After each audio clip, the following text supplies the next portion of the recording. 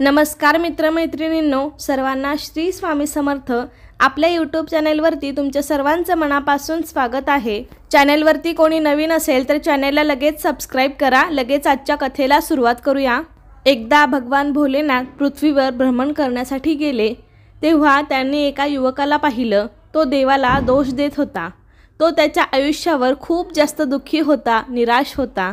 तेव्हा भगवान भोलेनाथ एका साधूचे रूप धारण करतात आणि त्या युवकाजवळ जाऊन त्या युवकाला खऱ्या दुःखाचे ज्ञान देतात। भगवान भोलेनाथांनी त्या युवकाला कोणते ज्ञान दिले, आपण या कथेमार्फत जाणून घेऊया।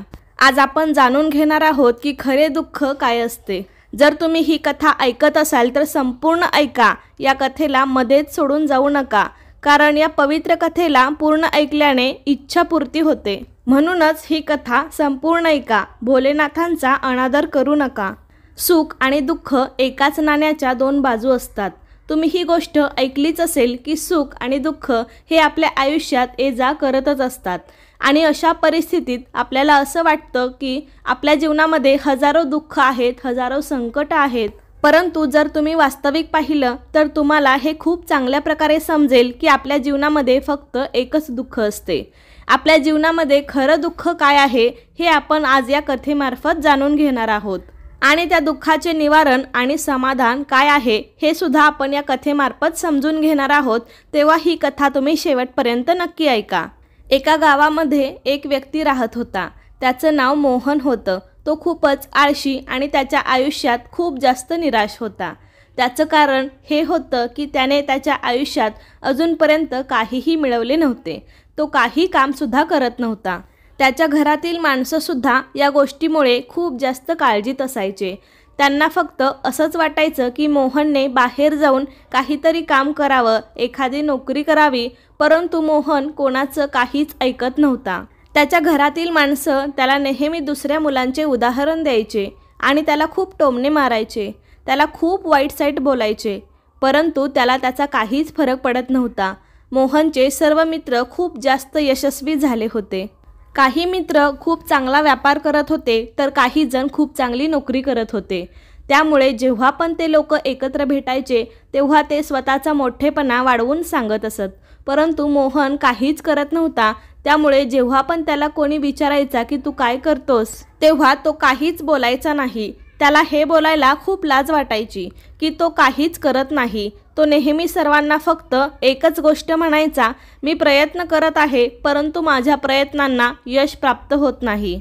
बघता बघता आता अशी वेळ आली होती की मोहन आता सर्वांपासून लपून छपून राहू लागला होता, जेणेकरून त्याला कोणी हे विचारू नये की तू काय करतोस, ज्यामुळे तो कधीच कोणासमोर येत नसे। हळूहळू त्याचं मन दुःखी राहू लागलं आणि आता तो खूप जास्त निराश राहू लागला। त्याला आता असं वाटू लागलं होतं की तो आता या पृथ्वीवर एक ओझे आहे, ज्यामुळे तो स्वतःला खूप जास्त एकटा समजत होता।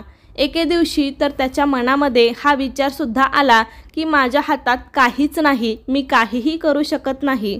हाच विचार करून तो खूप त्याच्या नशिबाला खूप जास्त दोष देत असे आणि एकटा बसून जोरजोरात रडत असे आणि देवाला दोष देत असे। एके दिवशी लपून छपून तो घरातून निघून कुठेतरी चालला होता। तेव्हा त्याने रस्त्यामध्ये पाहिलं की एक साधू लोकांना प्रवचन देत आहेत आणि प्रवचनामध्ये ते दुःखाबद्दल बोलत आहेत। तेव्हा मोहन त्याचं तोंड लपवून काही वेळ तिथेच उभा राहिला आणि गुपचूप त्या साधूचं ते बोलणं ऐकत होता। ते साधू प्रवचनामध्ये म्हणत होते की दुःख आपला सर्वात मोठा साथी आहे। आपल्याला दुःख आपल्या आयुष्याबद्दल खूप काही समजावून आणि शिकवून जातो आणि आपल्याला योग्य प्रकारे जीवन जगण्याचा मार्ग दाखवतो।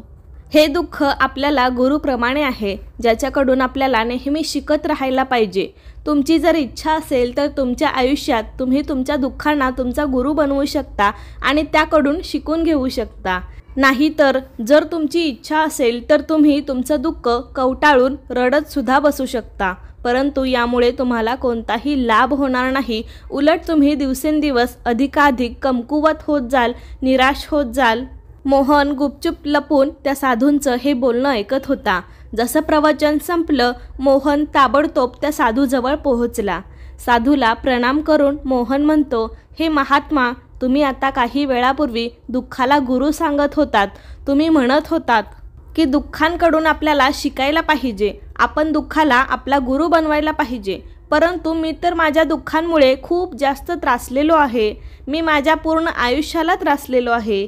मी आत्तापर्यंत जे दुःख सहन केले आहेत त्यावरून मला अजूनही असं प्रतीत झालं नाही की मी या दुःखांकडून काही शिकलो असेल। मला तर फक्त हेच वाटतं की हे दुःख मला फक्त पीडाच देत असतात, मला फक्त त्रास देत असतात। दुःखाची पीडा खूप जास्त भयानक असते। असं वाटतं की या दुःखामुळे माझं जीवन संपून जाणार आहे, या दुःखानंतर मला काहीच मिळणार नाही। इतकंच नाही तर मला माझ्या या दुःखासमोर मृत्यूसुद्धा कमीच वाटत असतो। जेव्हा लोक मला टोमणे मारत असतात, मला म्हणत असतात की तू काय करतोस, तेव्हा मला खूप जास्त वाईट वाटतं आणि मी त्यांना काहीच बोलू शकत नाही। मोहनचं हे बोलणं ऐकल्यानंतर ते साधू मोहनला म्हणतात, बाळा तुला कोणतं दुःख आहे आणि तू दुःखाबद्दल असं का म्हणत आहेस?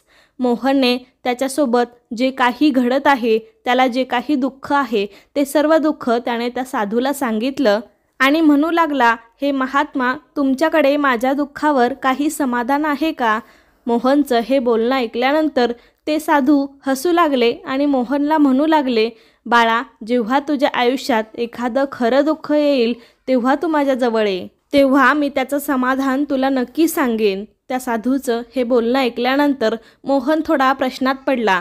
त्याला हे समजत नव्हतं की त्याने आत्तापर्यंत जे दुःख सहन केले आहे ते खरं दुःख नव्हतं, जे टोमणे ऐकले आहेत, जो त्रास सहन केला आहे, हे सर्व खरं दुःख नाही।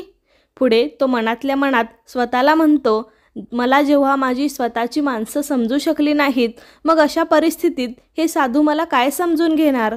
इतका विचार करून मोहन तिथून निघून गेला।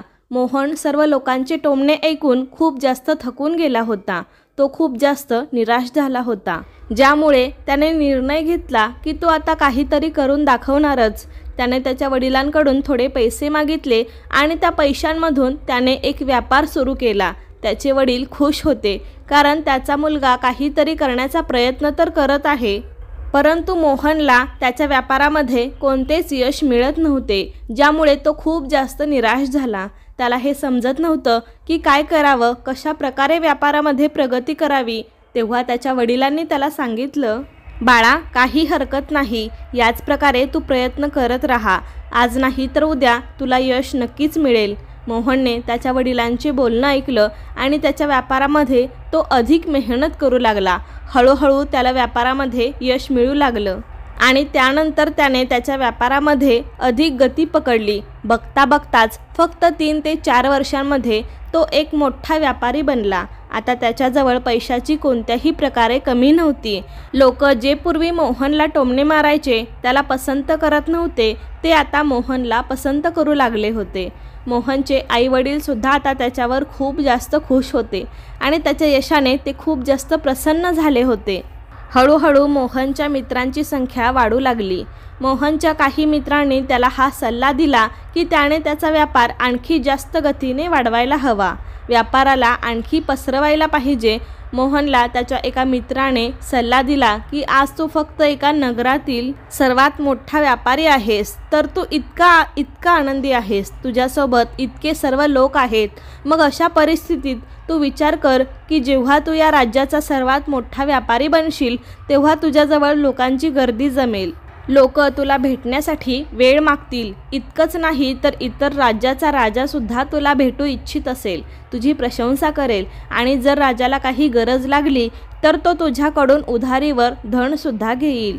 मोहनला त्याच्या मित्राचं हे बोलणं खूप जास्त आवडलं। मोहनने हा विचार केला की माझा मित्र अगदी योग्य म्हणत आहे, मला माझ्या व्यापाराला आणखी जास्त वाढवले पाहिजे, तेव्हाच प्रत्येकजण मला ओळखू शकेल। मोहनने आणखी वेळ वाया न घालवता त्याच्या व्यापारामध्ये मेहनत करू लागला, परंतु आता त्याच्या मनामध्ये धीर नव्हता, ज्यामुळे त्याने काही चुकीची पावले उचलली जेणेकरून त्याचा व्यापार लवकरात लवकर मोठा व्हावा। त्याने कित्येक लोकांकडून मोठ्या संख्येने धन उधारीवर घेतले, ज्यामुळे त्याच्या डोक्यावर आता खूप जास्त कर्ज झाले होते। इतकंच नाही तर तो इथे थांबला नाही, तर अधिक नफा कमावण्यासाठी त्याने त्याच्या मालाची गुणवत्ता खराब केली, ज्यामुळे त्याच्या मालामध्ये आता ती गोष्ट राहिली नव्हती जी पूर्वी असायची। परंतु तो त्याच्या मित्रांचे बोलणं ऐकत राहिला। जसे त्याचे मित्र म्हणायचे तो तसाच करत होता। इतकंच नाही तर त्याने त्याचा व्यापार आणखी तीव्र गतीने वाढवण्यासाठी त्याच्या जोडीच्या दुसऱ्या छोट्या व्यापाऱ्यांच्या विरुद्ध कारस्थान रचण्यास सुद्धा सुरुवात केली, ज्यामुळे त्याच्या मनामध्ये आता पूर्वीसारखी ती शांतता राहिली नव्हती। आता त्याला रात्री झोप येत नव्हती। तो फक्त एकाच विचारामध्ये असायचा की कशा प्रकारे माझा व्यापार पूर्ण राज्यांमध्ये पसरू शकेल आणि तो या राज्याचा सर्वात मोठा व्यापारी बनू शकेल। तो दिवस रात्र फक्त ह्याच मेहनतीमध्ये लागलेला असायचा की त्याचा व्यापार लवकरात लवकर मोठा होऊ दे। खरं पाहायचं तर मोहनकडे आता सर्व काही होतं। धन दौलत, पैसे, घर, गाडी, नोकर, सर्व प्रकारच्या सुखसुविधा होत्या। परंतु इतकं असूनही मोहन त्या गोष्टींचा उपभोग घेत नव्हता, कारण त्याचे पूर्ण लक्ष त्याचा व्यापार अधिक गतीने वाढवण्याच्या दिशेने होता। एके दिवशी मोहन त्याच्या रथात बसून एका मार्गाने चालला होता, तेव्हा रस्त्यात त्याला त्याच साधूचा आश्रम दिसला। हे पाहून त्या साधूजवळ गेला आणि साधूला म्हणू लागला, हे महात्मा, तुम्ही मला सांगितलं होतं की जेव्हा माझ्या जीवनामध्ये एखादं खरं दुःख येईल तेव्हा मी तुमच्या जवळ यावं, आणि म्हणूनच मी तुमच्या जवळ आलो आहे। आज मी खूप जास्त दुःखी आहे। माझी रात्रीची झोप उडाली आहे। माझ्याजवळ सर्व काही असूनही मी त्यांचा उपभोग घेत नाही। मोहनने त्याचे सर्व दुःख एक एक करून त्या साधूला सांगितलं। तेव्हा ते साधू मोहनला म्हणतात, बाळा, जेव्हा तू पहिल्यांदा आला होतास तेव्हा सुद्धा तू खूप जास्त दुःखी होतास, परंतु तेव्हा तू तुझ्या दुःखाकडून काय शिकलास? तेव्हा मोहन त्या साधूला म्हणतो, हे महात्मा, जेव्हा मी माझ्या आयुष्यात काहीच करत नव्हतो तेव्हा मी माझ्या दुःखाकडून हे शिकलो होतो की फक्त विचार केल्याने काहीच प्राप्त होणार नाही। त्यासाठी आपल्याला काहीतरी करावं लागेल, आणि फक्त एखादं कर्म केल्याने आपण यशस्वी बनत नाही, तर त्या कर्माला आपण त्याच्या अंतिम स्थानावर आपण ते कर्म ते सफल होईपर्यंत त्यावर मेहनत करायला हवी। मग अशा परिस्थितीत मार्ग कसाही असू दे, कितीही संकटे त्या मार्गामध्ये आली तरी चालेल। अशा वेळी जरी आपल्याला हे वाटलं की आपल्या आयुष्यात आता काहीच शिल्लक राहिले नाही, आपण काहीच मिळवू शकत नाही, तरीसुद्धा आपण हिंमत हारू नये, कधीही आशा सोडू नये आणि आपल्या कार्यावर आपण टिकून राहायला हवे। आपण मनाशी हा निर्धार करायला हवा की जेव्हापर्यंत हाती घेतलेल्या या कार्यामध्ये मी यशस्वी बनत नाही, जेव्हापर्यंत मी माझं लक्ष्य मिळवत नाही, तेव्हापर्यंत मी माझे हे कार्य करतच राहणार। मी या कार्यामध्ये एके दिवशी नक्कीच यशस्वी होणार आहे। इतर लोक फक्त यशस्वी माणसांना महत्त्व देत असतात, त्यांच्या कर्मांना नाही। मोहनचं हे बोलणं ऐकल्यानंतर ते साधू हसू लागले आणि मोहनला म्हणू लागले, बाळा, जेव्हा तुझ्या आयुष्यामध्ये खरं दुःख येईल तेव्हा तू माझ्याजवळ ये, मी तुझं दुःख नक्की कमी करेन। इतकं म्हणून ते साधू तिथून उठून निघून गेले। मोहन पुन्हा त्या साधूंचे हे बोलणं ऐकून आश्चर्यचकित झाला। त्याला हे समजत नव्हतं, हे आत्तापर्यंत त्याने जे दुःख सहन केले आहे, जे दुःख पाहिले आहे, हे दुःख खरे दुःख नाही का? त्याच्या मनामध्ये आता एक प्रश्न निर्माण होऊ लागला की खरं दुःख कोणतं आहे? त्या दुःखाची ओळख काय आहे? मला कसं माहीत पडेल की मी या वेळेला खऱ्या दुःखामध्ये आहे की नाही? जेव्हा मोहन या सर्व गोष्टींचा विचार करत होता तेवढ्यातच ते साधू मोहनजवळ एक मोठासा मडका घेऊन येतात। त्या मडक्यामध्ये सोन्याच्या मोहरा होत्या। त्या मोहरा मोहनच्या हातात देत साधू म्हणाले, बाळा, हा मडका तू या शेजारच्या झाडाखाली गाडून ठेव, कारण हे मडकं माझ्या काहीच उपयोगाचं नाही। मला जेव्हा या धनाची गरज पडेल तेव्हा मी ह्याला बाहेर काढेल, परंतु आता तू ह्याला त्या झाडाखाली गाडून ठेव। मोहनने त्या साधूचं म्हणणं ऐकलं आणि तो मोहरांचा मडका झाडाखाली गाडला। इतकं केल्यानंतर त्याने साधूंना प्रणाम केला व पुन्हा तो त्याच्या घराच्या दिशेने परत आला। हळूहळू वेळ पुढे पुढे सरकत होता। वेळेनुसार मोहन त्याच्या व्यापारामध्ये अधिकाधिक प्रगती करत होता, परंतु त्याच्या मालाची गुणवत्ता चांगली नसल्यामुळे त्याच्या व्यापारामध्ये त्याला नुकसान होऊ लागला आणि हळूहळू अशी वेळ आली जेव्हा त्याचा व्यापार पूर्णपणे चौपट झाला। आता त्याच्याकडे काहीही शिल्लक राहिलं नव्हतं। उलट त्याच्या डोक्यावर खूप सारं कर्ज चढलं होतं, परंतु तो बेफिकीर होता, कारण तो विचार करत होता की त्याने जे काही कर्ज घेतले आहे ते सर्व कर्ज त्याने त्याच्या मित्रांकडून घेतले आहेत, ज्यामुळे ते कर्ज परत करण्यासाठी थोडा वेळ लागला तरीसुद्धा काहीच हरकत नाही। तो हा विचार करतच होता की त्याचे मित्र वाईट वेळेला त्याची साथ नक्कीच देतील, परंतु त्याचं असं विचार करणं चुकीचं होतं, कारण त्याच्या मित्रांनी मोहनची ही अवस्था पाहिली नाही व त्यांनी मोहनकडे पैसे परत करण्याची मागणी केली। तेव्हा मोहनला समजलं की कोणीही आपला नसतो। मोहनने त्याच्या मित्रांकडे कर्ज परत करण्यासाठी थोडासा अवधी मागितला, परंतु मोहनच्या कुठल्याच मित्राने त्याला कर्ज परत करण्यासाठी अधिक वेळ दिला नाही। इतकंच नाही तर त्यांनी मोहनला मारण्याची धमकीसुद्धा दिली। मित्रांच्या तोंडून हे सर्व ऐकल्यानंतर मोहनला खूप आश्चर्य वाटलं। तो जो काही विचार करत होता ते सर्व त्याच्या विचाराच्या विरुद्ध घडत होतं। ज्या व्यापारामुळे त्याचे इतके मित्र बनले होते, इतके शुभचिंतक बनले होते, ते सर्वजण त्याच्यापासून दूर जाऊ लागले। प्रत्येकजण त्याच्यापासून लांब राहू इच्छित होता, कोणीही त्याची साथ देऊ इच्छित नव्हता। हळूहळू मोहनची सर्व संपत्ती लिलावात निघाली। आता त्याच्याकडे काहीही शिल्लक राहिलं नव्हतं। तो रस्त्यावर आला होता। अखेर त्याने हार पत्कारली। तो त्याच्या आईवडिलांना म्हणाला, बाबा, तुम्ही माझी मदत करा। माझ्या डोक्यावर खूप कर्ज आहे आणि मला ते परत करायचं आहे। कृपा करून मला थोडं धन द्या। तेव्हा मोहनचे वडील मोहनला म्हणाले, बाळा, माझ्याकडे फक्त हे घर आहे, याच्या व्यतिरिक्त दुसरे काहीच नाही, आणि हे घर जर मी तुला दिलं तर मी आणि तुझी आई कुठे राहणार? आम्हाला सुद्धा रस्त्यावर भीक मागावी लागेल। माझ्याकडे फक्त हे घर एवढी संपत्ती शिल्लक राहिली आहे, त्यामुळे तू मला माफ कर। वडिलांच्या तोंडून असं ऐकल्यानंतर मोहन गुपचूप तिथून निघून गेला आणि मनातल्या मनात विचार करू लागला की आता माझ्याकडे काही शिल्लक राहिलं नाही। जे काही होतं ते सर्व माझ्या हातातून निसटून गेलं आहे, त्यामुळे आता मी जगून तरी काय करणार? आता माझ्याकडे फक्त एकच मार्ग आहे, ज्याद्वारे मी माझ्या कर्जदारांकडून माझा पाठलाग सोडवू शकतो। हाच विचार करत मोहन एका उंच डोंगरावर पोहोचला। मोहन डोंगरावर चढत होता तेव्हाच त्याला त्या साधूचं बोलणं आठवलं की जेव्हा तुझ्यावर खरं दुःख येईल तेव्हा तू माझ्याजवळ ये, मी तुझ्या या समस्येचे समाधान नक्कीच करेन। हा विचार करून मोहनच्या मनात पुन्हा आशा जागृत झाली।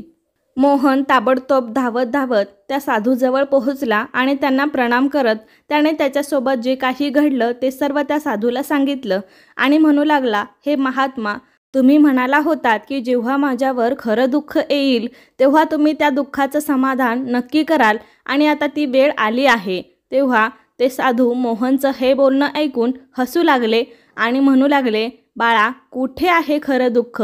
जेव्हा खरं दुःख तुझ्यावर येईल तेव्हा तू माझ्याजवळ ये, मी तुझ्या समस्येचं समाधान नक्कीच करेन। त्या साधूचं हे बोलून ऐकल्यानंतर आता मोहनला राहावलं नाही आणि मोहन त्या साधूला म्हणाला, हे महात्मा, शेवटी खरं दुःख काय असतं? मी आजपर्यंत जे पण दुःख सहन केले आहे, जो पण त्रास सहन केला आहे, ते दुःख नाहीत का? याला आपण दुःख नाही म्हणू शकत का? तेव्हा ते साधू मोहनला म्हणतात, बाळा, आधी मला सांग, तू तुझ्या दुःखातून काय शिकला आहेस? तेव्हा मोहन साधूला म्हणतो, हे महात्मा, मी तर हेच शिकलो आहे की जी पण लोक तुमच्या प्रगतीमध्ये तुमच्यासोबत असतात, तुमच्यासोबत जोडलेले असतात, अशी लोक तुम्हाला नक्कीच धोका देतील, कारण असे लोक वाईट वेळेला तुमची साथ देत नाहीत, तर अशी लोक तुमचा फायदा उचलण्याचा प्रयत्न करत असतात, आणि म्हणूनच अशा लोकांवर विश्वास ठेवू नये। तर जी लोक तुमच्या कठीण काळामध्ये तुमच्यासोबत असतात तेच तुमचे खरे मित्र असतात आणि तेच तुमच्यासोबत राहत असतात, आणि अशी लोक तुम्हाला खूप कमी मिळतात। ज्यांना पण अशी लोक मिळत असतात त्यांना नेहमी अशी लोक जपायला पाहिजेत। पुढे मोहन त्या साधूला म्हणतो, जेव्हा तुम्ही एखादे कार्य करत असाल तेव्हा त्या कार्याला पूर्ण इमानदारीने करा, धीर ठेवा, लालची बनू नका आणि तुमच्या लक्ष्यापर्यंत पोहोचण्यासाठी कोणतेही कारस्थान करू नका, कारण असे केल्याने तुमच्याच सोबत वाईट घडत असते आणि तुम्हालाच नेहमी या गोष्टीचं नुकसान सहन करावा लागत असते। मोहनचं हे बोलणं ऐकल्यानंतर साधू त्या झाडाजवळ पोहोचले। त्यांनी तिथे खड्डा खणला आणि त्या खड्ड्यातून मोहरांनी भरलेला तो मडका काढून तो मोहनच्या हातात दिला। तो मडका मोहनच्या हातात देत साधू म्हणाले, हा मडका तुझ्याजवळ घे आणि जेव्हा तुझ्या आयुष्यात खरे दुःख येईल तेव्हा तू माझ्याजवळ ये, मी तुझ्या या दुःखाचं समाधान नक्कीच करेन। मोहन अजूनसुद्धा आश्चर्यात होता। त्याला हे समजत नव्हतं की हे खरं दुःख नक्की आहे तरी काय. परंतु जेव्हा त्याने हातात असलेल्या सोन्याच्या मोहरांनी भरलेला मडका पाहिला तेव्हा तो मनातल्या मनात म्हणाला, चला आता थोडीशी मदत तर नक्कीच होईल. मी माझ्या मित्रांचे कर्ज परत करू शकेल आणि पुन्हा नव्याने व्यापारसुद्धा करू शकेल. त्यानंतर मोहनने त्या साधूला प्रणाम केला आणि तो तिथून निघून गेला. मोहनने त्या मोहरांनी सर्वांचं कर्ज परत केलं आणि त्यानंतर त्याने पुन्हा नव्याने व्यापाराला सुरुवात केली. व्यापार छोटा होता, परंतु आता मोहन खूप जास्त आनंदी होता, खुश होता. त्याने पूर्ण इमानदारीने, मेहनतीने त्याच्या व्यापारावर काम करण्यास सुरुवात केली आणि पाहता पाहताच एकदा पुन्हा तो एक मोठा व्यापारी बनला. परंतु आता मोहन खूप जास्त खुश होता, कारण आता त्याच्या मनात कोणत्याही गोष्टीची लालसा नव्हती. त्याचबरोबर कोणाच्या विरोधात त्याने कोणतेही कारस्थान रचले नव्हते. तो आता पूर्ण इमानदारीने आणि मेहनतीने त्याचा व्यापार करत होता, त्याच्या व्यापारावर काम करत होता. परंतु मित्रांनो, जसे जसे तुम्ही धनवान होत जातात, तुम्ही श्रीमंत बनत जाता, तुमच्या मनामध्ये आणखी एक भीती तयार होऊ लागते. ती भीती म्हणजे तुम्ही तुमची श्रीमंती पुन्हा गमावून बसणार नाही ना. ज्यामुळे तुम्ही दान करणे, पुण्य करणे सुरू करता, लोकांची मदत करता, जेणेकरून तुमच्या जीवनामध्ये कधीही कोणत्याही प्रकारचे दुःख येऊ नये. परंतु हे जीवन, हे आयुष्य सुख आणि दुःख यांचं एक संगम आहे. त्यामुळे प्रत्येकालाच यामधून सुख आणि दुःख यामधून जावंच लागत असतं. आणि म्हणूनच मोहनच्या जीवनात एकदा पुन्हा एक दुःख निर्माण झालं. आता त्याचे आई वडील दोघांचाही मृत्यू झाला होता. मोहन त्याच्या आईवडिलांवर खूप जास्त प्रेम करत असे, ज्यामुळे त्याच्या मनावर खूप मोठा आघात झाला. जेव्हा शेवटचं तो त्यांना पाहत होता तेव्हा त्याच्या मनामध्ये अनेक प्रश्न निर्माण झाले. तो त्याच्या घरी परत आला आणि घरी परतून त्याने पाहिलं की ज्या संपत्तीसाठी त्याचे आई वडील नेहमी चिंतेत असायचे, आज त्या संपत्तीची काळजी घेण्यासाठी कोणीही नाही. त्याच्या आईवडिलांनी जी पण मेहनत केली, जे पण त्यांच्या आयुष्यात त्यांनी एकत्रित केले, ते सर्व इथेच राहिले. परंतु आता सर्व काही संपलं होतं आणि मोहनचं मन आता खूपच बेचैन राहू लागलं होतं. त्याच्या मनामध्ये हजारो प्रश्न निर्माण होत होते आणि तो स्वतःला खूप एकटा समजू लागला होता. त्याला काही समजतच नव्हतं की आता काय करावं. तेव्हा त्याला त्या साधूंची आठवण आली. तो लगेचच साधूजवळ पोहोचला. मोहनला पाहताच साधूने मोहनला विचारलं, काय झालं बाळा, तुझ्यावर पुन्हा दुःख आलं आहे का? तेव्हा मोहन म्हणाला, नाही गुरुदेव, आता सर्व काही ठीक आहे, परंतु आज माझ्या आईवडिलांचा मृत्यू झाला आहे आणि मी स्वतःला खूप जास्त एकटाच समजू लागलो आहे. मला खूपच दुःख वाटत आहे. तेव्हा ते साधू मोहनला म्हणतात, बाळा, यामध्ये दुःख वाटून घेण्यासारखं काय आहे? हे तर जीवन आहे. एके दिवशी सर्वांना जायचंच आहे. इथे कोणीही कायमस्वरूपी राहण्यासाठी आला नाही आणि नाही कोणीही कायमस्वरूपी राहू शकणार आहे. सर्वजण एक ना एक दिवस मृत्यूला प्राप्त होणारच आहेत आणि मृत्यू केव्हा येईल हे कोणीही सांगू शकत नाही. होऊ शकतं की तुझा मृत्यू उद्यासुद्धा होऊ शकतो किंवा आत्तासुद्धा होऊ शकतो. हे ऐकून मोहन आश्चर्यचकित झाला. तो साधूला म्हणाला, हे महाराज, तुम्ही हे काय म्हणत आहात? मी तर आता तरुण आहे आणि मला तर अजून खूप जगायचं आहे. मला अजून खूप जगण्याची इच्छा आहे. मी माझ्या आयुष्यात काहीतरी करू इच्छित आहे आणि तुम्ही असं म्हणत आहात मी कधीही मरू शकतो. तेव्हा ते साधू मोहनला म्हणतात, बाळा, तू या भ्रमामध्ये राहू नकोस की मृत्यू फक्त म्हाताऱ्या लोकांना येत असतो. म्हाताऱ्या लोकांसमोर त्यांची तरुण मुलंसुद्धा मरत असतात. मृत्यू कधीच कोणाचे वय पाहून येत नाही आणि नाही कोणाला सांगून येत असतं. साधूच्या तोंडून हे बोलणं ऐकल्यानंतर मोहन आणखीनच बेचैन झाला आणि गुपचूप तो तिथून निघून गेला. त्याच्या मनातील तो एकटेपणा अजूनही तसाच राहिला होता. त्याचं मन त्याच्या व्यापारामध्ये सुद्धा लागत नव्हतं. जेव्हा पण तो काही कार्य करायचा तेव्हा त्याच्या मनामध्ये हजारो प्रश्न उत्पन्न व्हायचे की तो हे काय करत आहे, कशासाठी करत आहे आणि त्याने या कार्याची सुरुवात कशासाठी केली आहे. त्याच्या मनामध्ये आता आणखी एक प्रश्न निर्माण झाला होता की आपण जन्माला फक्त यासाठीच येतो का, की आयुष्यभर फक्त धावपळ करायची आणि एके दिवशी मृत्यूला प्राप्त व्हायचं. मोहन हे समजू शकत नव्हता की आयुष्याचा खरा अर्थ काय आहे. त्याने अनेक विद्वानांना विचारलं. त्याच्या परीने जे शक्य होतं ते सर्व त्याने करून पाहिलं, परंतु त्याला कुठूनही काहीच उत्तर मिळाले नाही. आणि जेव्हा त्याला कुठूनही उत्तर मिळालं नाही तेव्हा त्याचं दुःख आणखी वाढलं, ज्यामुळे त्याच्या मनाची बेचैनी आणखी जास्त वाढली होती. आणि त्याला समजत नव्हतं की आता काय करावं, कुठे जावं, कोणाला विचारावं। तेव्हा त्याला पुन्हा त्या साधूंची आठवण आली आणि पुन्हा तो त्या साधूजवळ पोहोचला आणि जाऊन त्याने त्याच्या मनातील सर्व त्या साधूला सांगितलं। तेव्हा ते साधू हसू लागले आणि मोहनला म्हणतात, बाळा, आज पहिल्यांदा तुझ्या जीवनामध्ये खरं दुःख निर्माण झालं आहे। वास्तविक पाहता हेच खरं दुःख आहे। याच गोष्टीला आपण खरं दुःख म्हणू शकतो की आपल्याला हे माहीतच नाही की आपण काय करत आहोत, कुठे चाललो आहोत आणि का चाललो आहोत, आपण कोण आहोत, का आहोत आणि कशासाठी आहोत आणि काय करू इच्छित आहोत। तेव्हा मोहन म्हणाला, हे महात्मा, तुम्ही माझ्या या दुःखाचं समाधान करा, माझ्या या दुःखाचे निवारण करा। तेव्हा साधू मोहनला म्हणतात, आपल्यामध्ये क्रोध, अहंकार, वासना अशा प्रकारच्या अनेक भावना घर करून बसलेल्या असतात, ज्यामुळे आपण आपलं आयुष्य वेगवेगळ्या भागांमध्ये जगत असतो, ज्यामुळे आपली चेतना कधीच एकत्रित होत नाही। आपण कधीही एका ठिकाणी विचार करू शकत नाही, समजू शकत नाही आणि आपली ऊर्जासुद्धा पूर्णपणे भिन्न भिन्न होत असते। आजकालच्या या जगामध्ये आपल्याकडे इतका वेळसुद्धा नाही की एक क्षण काढून आपण स्वतःकडे पाहावे, स्वतःला समजून घ्यावे, आयुष्याचा खरा अर्थ काय आहे हे समजून घ्यावं। वास्तविक पाहता या पृथ्वीवर जो कोणी आला आहे तो त्याच्या आयुष्यामध्ये फक्त दुःख करून ओरडत असतो। त्या दुःखाचं निवारण करण्याचा प्रत्येक प्रयत्न तो करत असतो, परंतु वास्तविक पाहता आपण ज्या गोष्टीला दुःख समजत असतो ते खरं तर दुःख नाहीच आहे।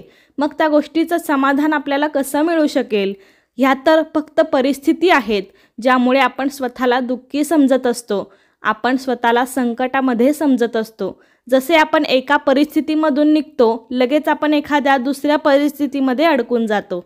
ज्या प्रकारे आपण पहिल्या संकटात सामना करतो त्याच प्रकारे आपण दुसऱ्या संकटाचा सुद्धा सामना करतच राहतो आणि जेव्हा आपण या सर्व परिस्थितीपासून हरून जातो आणि जेव्हा आपल्याला असं वाटतं की आता आपल्यासमोर कोणताही मार्ग शिल्लक राहिला नाही, तेव्हा आपल्याला आपल्यासमोर फक्त एकच मार्ग दिसत असतो आणि तो म्हणजे मृत्यू। परंतु हे समाधान नाही किंवा मार्ग नाही आणि म्हणूनच जर तुम्ही खरंच तुमच्या अडचणींचा समाधान काढू इच्छित असाल तर तुम्ही स्वतःला समजून घेण्याचा प्रयत्न करायला हवा।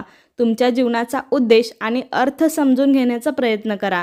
तेव्हा मोहन साधूला म्हणतो, हे महात्मा, मग आपण हे जीवन जगू नये का? आपण आपल्या इच्छा पूर्ण करू नये का? तेव्हा ते साधू मोहनच्या या प्रश्नाचे उत्तर देत म्हणतात, आपण कोणावरही अत्याधिक लगाव लावून राहू नये। आपल्याला आपल्या इच्छा नियंत्रणात ठेवायला पाहिजेत। आपण अधिक प्रमाणात संपत्ती एकत्रित करू नये, कारण आपल्या माणसांच्या इच्छा, वासना, कामना अशा असतात जणू एका पर्वतावरून पडणारा झरा, ज्या प्रकारे त्या झऱ्यावर कोणाचाही नियंत्रण नसतो, फक्त आपण त्याकडे पाहू शकतो आणि त्याची चिंता करू शकतो। परंतु जेव्हा तू तुझ्या आयुष्याचा खरा अर्थ समजून घेतोस तेव्हा तू स्वतःला ओळखतोस आणि तेव्हाच तू तुझ्या आयुष्यावर नियंत्रण मिळवू शकतोस। तुझ्या सर्व इच्छा, वासना, कामना तुझ्या नियंत्रणात येतात। साधूचं हे बोलणं ऐकल्यानंतर मोहन साधूला म्हणाला, हे महाराज, तुमचे खूप खूप आभार। तुम्ही माझ्या सर्वात मोठ्या अडचणीवर आज मला मार्ग दाखवला आहे। मी आजपासून माझ्या आयुष्याला एक नवीन ऊर्जेने जगणार आहे आणि माझ्या आयुष्यातील या ऊर्जेला मी चांगल्या कार्यामध्ये लावणार आहे। मित्रांनो, मानवी शरीरामध्ये खूप अधिक प्रमाणात ऊर्जा आहे, खूप शक्ती आहे, परंतु ती चुकीच्या कामांमध्ये लागत असते, ज्यामुळे आपलं जीवनसुद्धा चुकीच्या कामांमध्ये लागून राहतं आणि आपण कधीच या गोष्टीकडे लक्ष देत नाहीत। आपण कधीच आपल्या ऊर्जेला केंद्रित करत नाहीत। आपल्या जीवनाचा वास्तविक अर्थ काय आहे हे आपण समजून घेण्याचा प्रयत्न करत नाही। आपण आपल्या जीवनात स्वतःला, देवाला नेहमी हा प्रश्न विचारत राहतो की आमच्या आयुष्यात इतकं दुःख का आहे? आपल्या सर्वांच्या मनात हा प्रश्न नेहमी येत असतो आणि याचं उत्तर हे आहे की देवाची फक्त हीच इच्छा आहे की आपण आपल्या आयुष्याच्या अंतिम दुःखापर्यंत पोहोचावे, त्या खोळीपर्यंत पोहोचावे। तिथे आपल्याला हे माहीत होऊ शकेल की आपण अजूनही स्वतःला ओळखलं नाही, आपल्या आयुष्याला आपण समजलं नाही। मानवी शरीरामध्ये जी ऊर्जा आहे, जी शक्ती आहे, त्याबद्दल आपण अजूनही समजू शकलो नाही। आपली जर इच्छा असेल तर आपण ती शक्ती एकत्रित करू शकतो आणि स्वतःवर नियंत्रण मिळवू शकतो, परंतु आपण आपल्या या ऊर्जेचा व्यर्थमध्ये उपयोग करत राहतो। व्यर्थच्या गोष्टींमध्ये आपण ही ऊर्जा लावत राहतो, ज्यामुळे आपण स्वतःला ओळखण्यात असमर्थ राहतो आणि स्वतःवर नियंत्रण मिळवण्यात सुद्धा असमर्थ राहतो। परंतु जर तुम्हाला स्वतःला ओळखायचं असेल, स्वतःला जाणून घ्यायचं असेल, समजून घ्यायचं असेल, तर यासाठी आपल्याला सर्वप्रथम स्वतःला एकत्रित करावं लागेल. अर्थातच आपल्याला ध्यान करावे लागेल. ध्यान केल्यामुळेच आपण आपल्या दुःखांमधून मार्ग काढू शकतो, त्यांच्यावर समाधान मिळवू शकतो आणि तेव्हाच आपण स्वतःला ओळखू शकतो, समजू शकतो आणि आपल्या जीवनातील प्रत्येक दुःखाचा समाधानसुद्धा आपण मिळवू शकतो. आशा आहे की तुम्हा सर्वांना हा व्हिडिओ आवडला असेल. मित्रांनो, व्हिडिओ आवडला असेल तर लाईक करा. चॅनेलवरती नवीन असाल तर चॅनेलला नक्की सबस्क्राईब करा. पुन्हा भेटूया अशाच एका छानशा व्हिडिओमध्ये. तोपर्यंत सर्वांना श्री स्वामी समर्थ. धन्यवाद.